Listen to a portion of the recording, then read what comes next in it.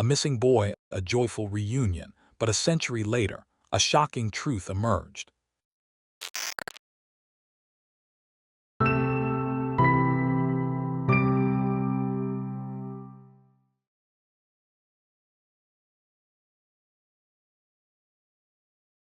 On a warm August morning in 1912, the Dunbar family set out for a trip that should have been like any other. Percy and Leslie Dunbar, along with their two sons, Alonzo and 4-year-old Bobby, traveled to Swayze Lake, a remote and wild place in Louisiana. It was a favorite spot for fishing and camping, but also a place of deep, unforgiving waters and lurking dangers. That afternoon, Bobby played near the shore, laughing, running, and enjoying the summer sun. His parents, busy tending to the campsite, assumed he was safe. But when Leslie called for him, expecting to hear his small voice respond, there was only silence. At first, they thought he had wandered off. But as minutes passed and Bobby did not return, panic set in. Percy and Leslie searched frantically, their voices growing desperate. Soon, other campers joined them, combing through the woods, peering into the dark water, calling his name into the thick Louisiana air. Word spread quickly, and the entire community of Opelousas mobilized to find the missing boy. Hundreds of volunteers scoured the lake and surrounding swamps, carrying lanterns and torches, wading through waist-deep water and hacking through dense brush. Hunting dogs were brought in, but no trail could be found. It was as if Bobby had vanished into thin air. The search continued for days. Theories emerged. Some believed he had drowned, others feared an alligator had taken him. In desperation, searchers killed and cut open several large alligators, hoping for proof, but inside they found nothing. As weeks passed with no sign of Bobby, grief turned to suspicion. Could he have been kidnapped? Whispers of a stranger seen near the lake that day fueled the fears of the Dunbar family. Leslie, refusing to accept that her son was lost forever, held on to the belief that he was still out there somewhere. Months passed. Hope was fading. Then, in April 1913, 8 months after Bobby disappeared, a shocking report surfaced. A traveling handyman named William Walters had been found in Mississippi, accompanied by a small boy. The child bore a striking resemblance to Bobby Dunbar. Had Bobby been found at last? Or was this only the beginning of an even greater mystery?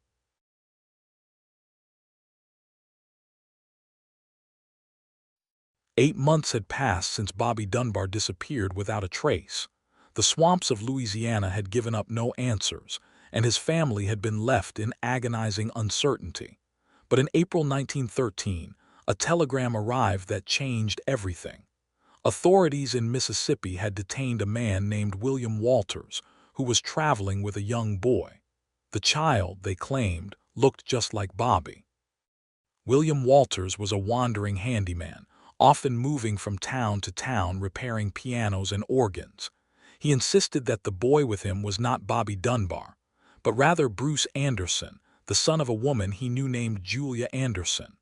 According to Walters, Julia had entrusted him with the boy's care. But the police, convinced they had found the missing child, arrested Walters and sent word to the Dunbar family.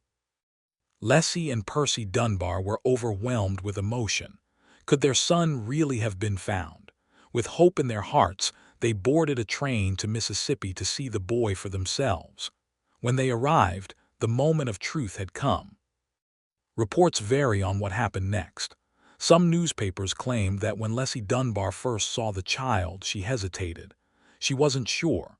He looked like Bobby, but after 8 months apart, could she be certain? Others say that after spending a night with the boy, bathing and dressing him, she became convinced this was her son.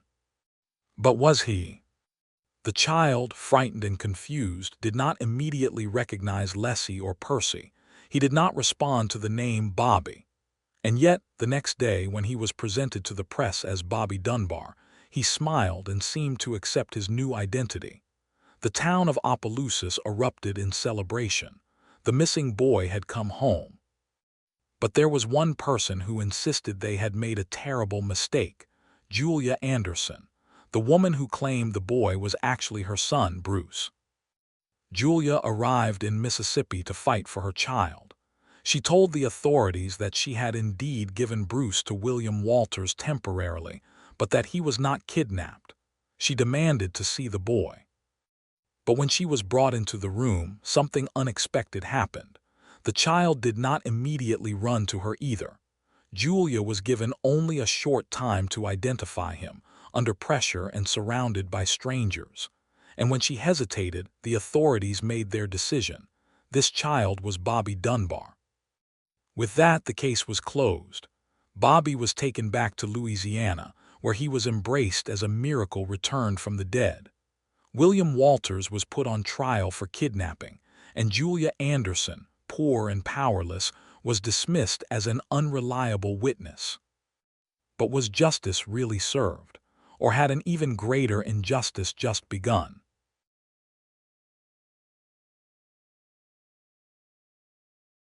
With the boy now living as Bobby Dunbar, the town of Opelousas rejoiced. The child, once lost, had been miraculously found. Newspapers across the country celebrated the emotional reunion, painting a triumphant picture of a family restored.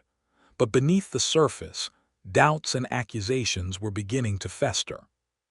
William Walters, the handyman who had been caring for the boy, was now at the center of a criminal case. He was charged with kidnapping and put on trial in Louisiana. But from the very beginning, Walters insisted he was innocent. According to Walters, the boy was not Bobby Dunbar at all. He was Bruce Anderson, the son of Julia Anderson. He claimed Julia had willingly given him the child while she worked as a farmhand, and he had never intended to harm or abduct him. But the court, swayed by the powerful Dunbar family and the overwhelming public support for their version of events, refused to believe him. Julia Anderson, desperate to reclaim her son, testified at the trial. She insisted that the boy was Bruce and that she had given him to Walters temporarily. But her words fell on deaf ears. To the court, she was a poor woman of little influence, seen as unreliable and unfit to challenge the respected Dunbar family. Meanwhile, the boy himself remained caught in the middle of this battle over his identity. He was too young to fully comprehend what was happening. Did he truly belong to the Dunbars, or had he simply accepted the role placed upon him? As the trial continued, public opinion hardened against Walters. The jury was convinced he had stolen Bobby Dunbar away from his family. In 1914, William Walters was convicted of kidnapping and sentenced to life in prison. But there was one lingering question that no one in the courtroom could answer with absolute certainty. Was the boy in Opelousas truly Bobby Dunbar? Years passed and the child, now called Bobby, grew up in the Dunbar household. He embraced the identity given to him, living as the son of Percy and Leslie. His life moved forward, and eventually the case faded from public memory. But the truth never stays buried forever. Decades later, long after those involved had passed away, the mystery of Bobby Dunbar would resurface, and a shocking revelation would finally answer the question that had haunted this case for nearly a century.